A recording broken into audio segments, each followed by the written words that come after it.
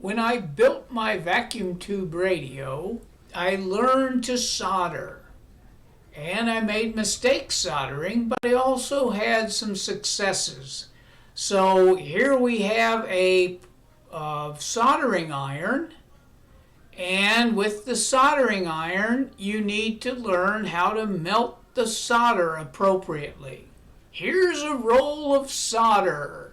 And if you have 60-40, that means you have a rosin core, and that rosin core helps the solder melt, and it makes a very nice solder joint. Here's a circuit board, and there's components. Here's a pile of resistors. Here's a couple capacitors. This shows the proper way to bend the resistor leads to put it into the circuit board.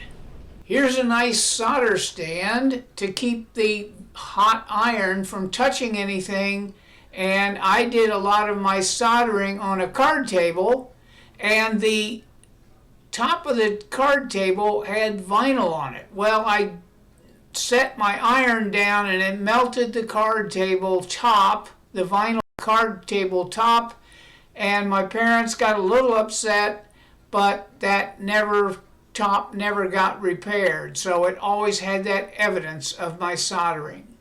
Here we are preparing the solder tip by melting a little solder directly on the soldering iron. And this is called tinning the tip. Make the solder nice and liquid. And sometimes you'd have a little sponge by the side where you'd wipe the solder to keep it from getting, let's just say, from getting cruddy to where it wouldn't melt good solder. Now, it's important when you're soldering that you use the soldering iron to heat the workpiece, the lead or the circuit board, and you melt the solder not to the iron directly, but to the workpiece directly.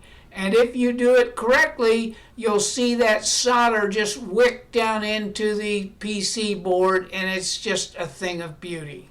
Notice here's an example of using the soldering iron incorrectly. There it says caution, don't do that, because you've got this kind of half melted solder and it doesn't melt down into the hole, and it's a bad joint altogether.